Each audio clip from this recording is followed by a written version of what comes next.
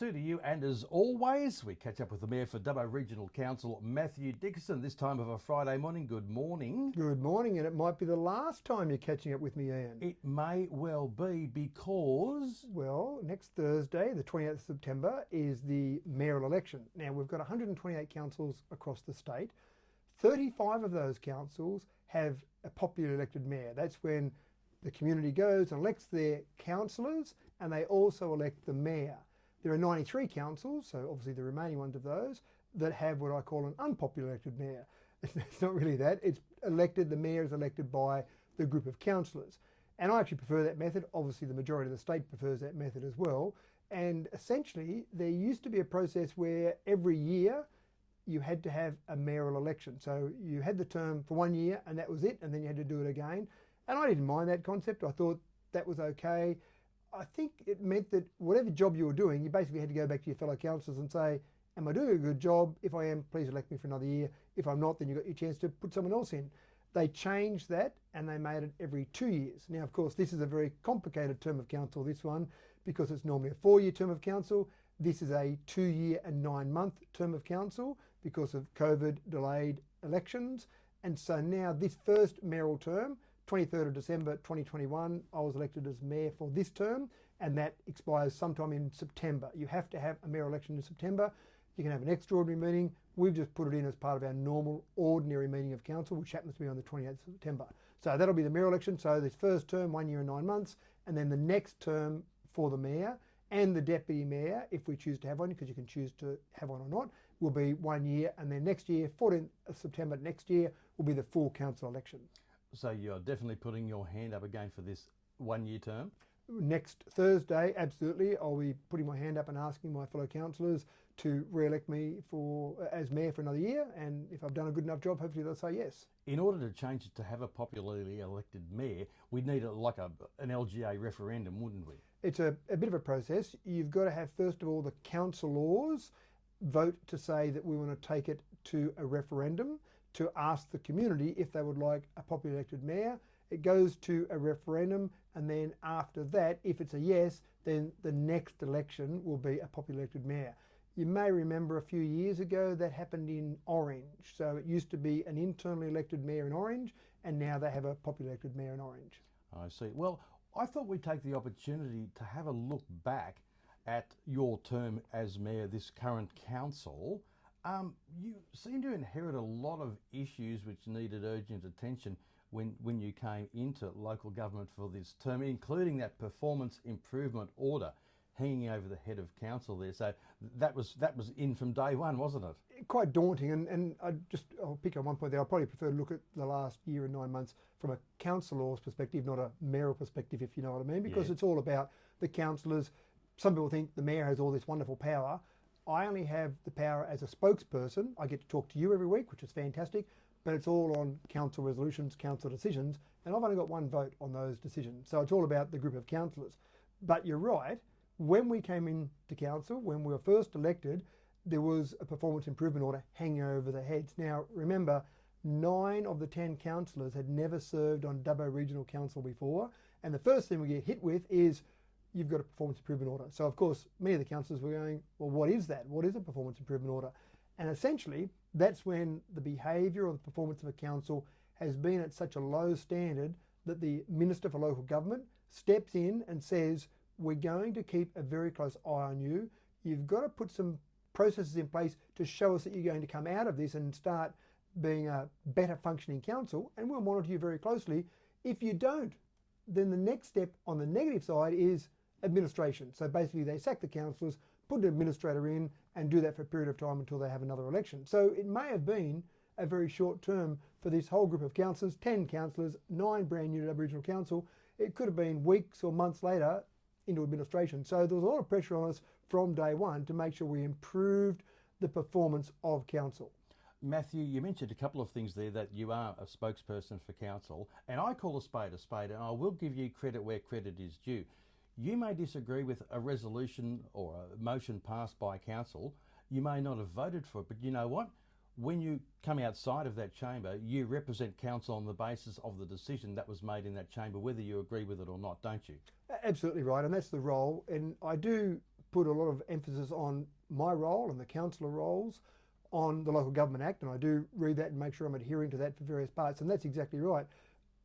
It's pretty hard to hide from it, and you can't hide from it. I put my hand up in the chamber the same as other councillors for various votes, and sometimes I vote the opposite way to councillors, and that's fine, that's a democracy. But as soon as that decision is made, it's a bit like the umpire puts his hand up, puts his finger up. You know you hit that ball and he's giving you an LBW, but you can't stand there and argue. I'm ignoring DRS from this scenario, but you can't stand there and argue. You put the bat under your arm and you walk off. And I've got to do that, but councillors have to do that as well. So regardless of which way councillors vote, as soon as that decision is made, they should be in support of the council resolution.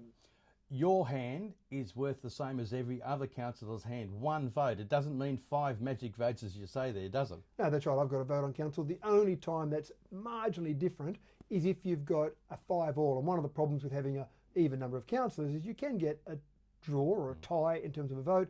After the next election next year, we'll have 11 councillors again, which is what we had before the amalgamation, which is certainly better.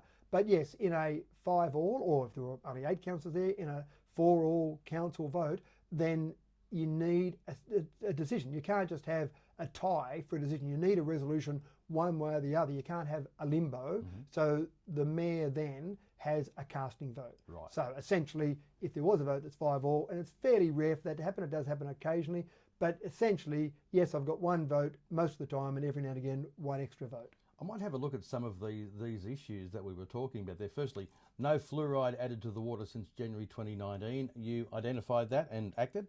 That's exactly right, and that was disappointing, there's no doubt about that. January 2019, that's a long time ago that fluoride stopped being added to our water.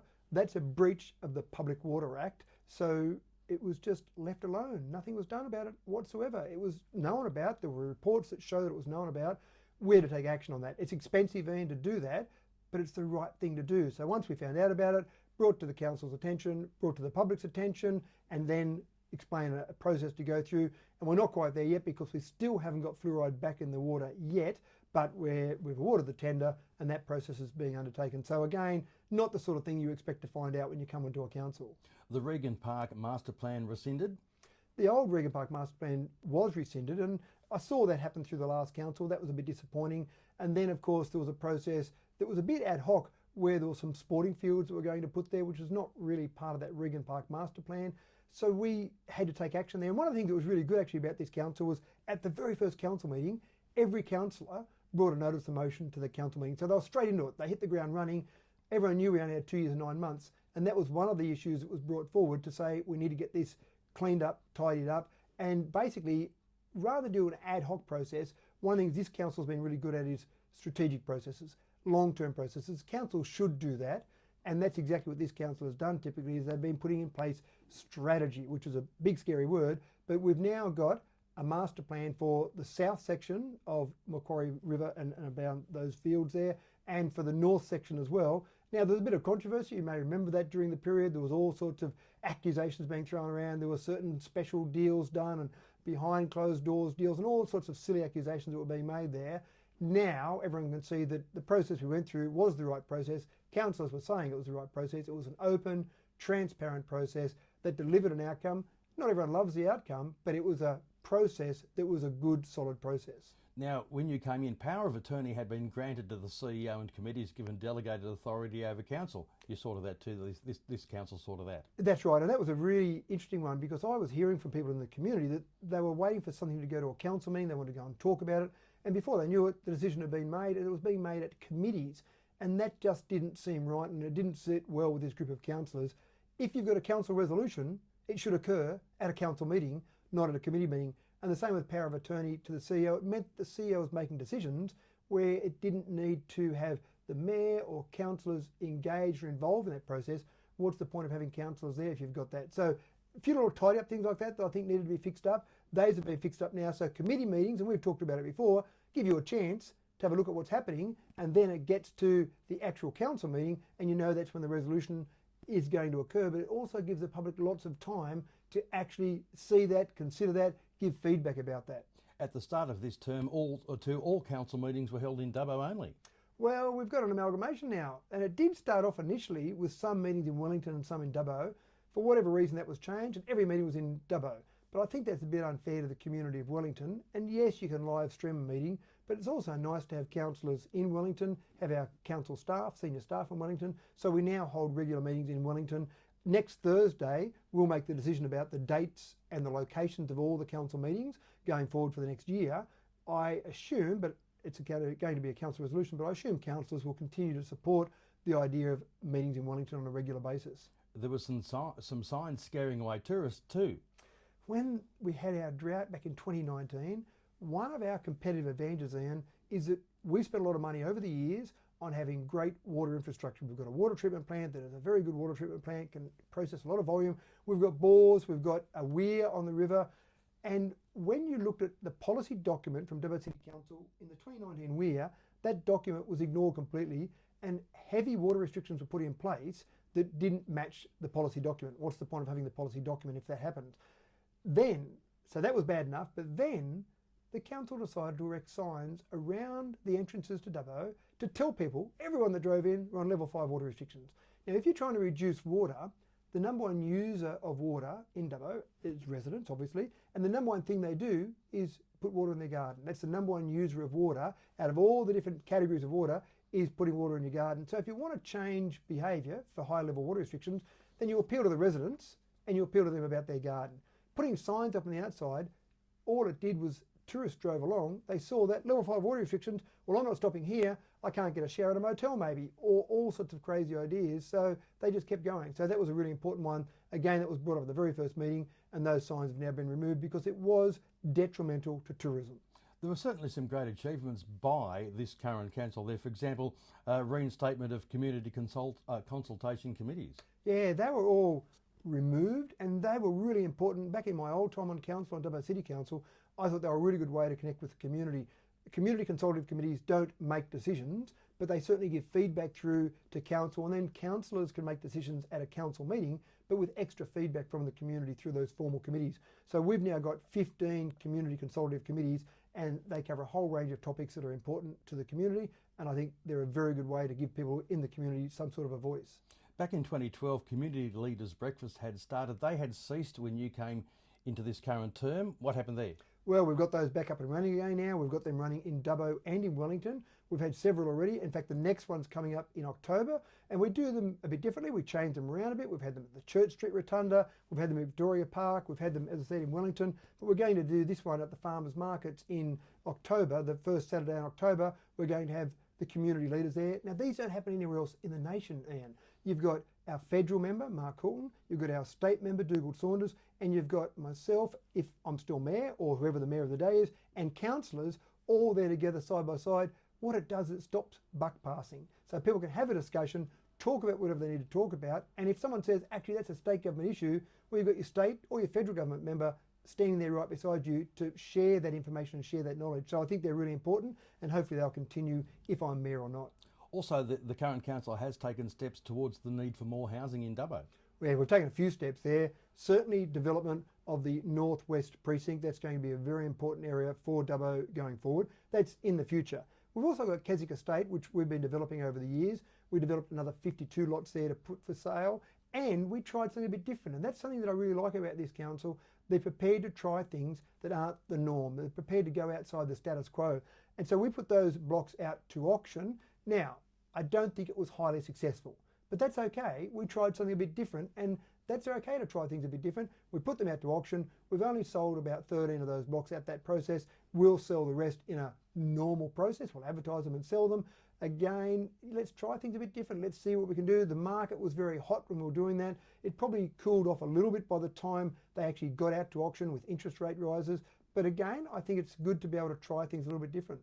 Also too, obviously we were talking recently about the 3D printed toilet block as a first step to 3D printed housing. Well, that's exactly right. So to get to that point, we think 3D printed housing will work, but with a 3D printed toilet block, it shows people the technology. That's the first piece of public infrastructure built by any government, any federal, state or local government in the nation. So we are leading the way here in Dubbo with a whole range of areas. Strategy reinstated to the road network and planning? Yeah, a couple of things there. We've got our southern distributor, and that's certainly very important. So we've got some land acquisitions that are happening there. A southern distributor will take people down around Macquarie Street, down just inside Old Dubbo Road, down around Hennessy Lane, and take them around Keswick Estate there. You've also got a Blue Ridge Link Road, And the other one that seemed to drop off the radar was the South Dubbo Bridge. It was talked about a little bit and then it just stopped because it probably got to the stage where maybe it was a little bit of a hard decision. We've basically revved it up again because we need to make a decision there to start looking for some funding. So again, strategy, strategy, strategy has been the real theme of this current group of councillors. Reconciliation too with changes of format around Australia Day? Yeah, I think that was really good. Australia Day this year, we went out on a limb and we actually did the ceremony in Wellington as a twilight event. Now that received a little bit of criticism, but I think most people generally understood that. We wanted to do both events as a twilight event, but we weren't allowed to from the Department of Home Affairs. They actually then changed the rules after we talked to them at length, and I'm sure other councils as well, and they've changed the rules. So next year you'll see many more councils around the nation having an event, having a ceremony, not on the 26th of January. Not about changing the date, but just holding it on a different day. Also too, council doing its bit about climate change. Well, we're doing a few things there with climate change. Certainly we've got a change to our fleet policy, and our fleet policy now allows our staff to have electric vehicles. Even though the purchase price might be dearer, it was clearly demonstrated in a report that the purchase price might be dearer, but the running costs are so much cheaper that over a 4-year total cost of ownership, an electric vehicle is cheaper. So we've now got staff driving Teslas, we've got staff driving MG EVs, we've got councillors, not that they're paid for by a council, but councillors driving EVs. 30% of our councillors drive EVs. So that's important. We've also got our small sites electricity contract, 100% renewables. Our large site electricity contract is not 100% renewables today, but we've got a pathway that steps us through to 100% renewables, our net zero policy. So a whole range of things there that I think can really show that we are leading the way from a climate change perspective. Matthew, I know we're short of time. I've saved one of the best for last. Some of these great new events that have brought people to Dubbo. Oh, the New South Wales Junior Touch State Cup for the Northern Conference, that was incredible this year. And on the basis of that, we've now secured that for the next 3 years. Incredible number of people, incredible feedback from that. So that's a fantastic event. And we've also got the New South Wales State Championships for bowls. Now they typically don't take it to regional areas. They might go as far as say Newcastle or Wollongong and they might call that regional, but the reality is it's always around Metro Sydney. This will be the first time that it'll ever be brought out somewhere proper regional. We've secured that for 3 years, so we've got that for 2026 and 2028. Mayor Matthew Dickinson, current Mayor of Dubbo Regional Council, thank you very much for your time. I'll have to find out who I'm going to talk to next Friday morning. Hopefully in a week's time I'll still be able to talk to you as Mayor. Thank you very much. Thanks, Iain.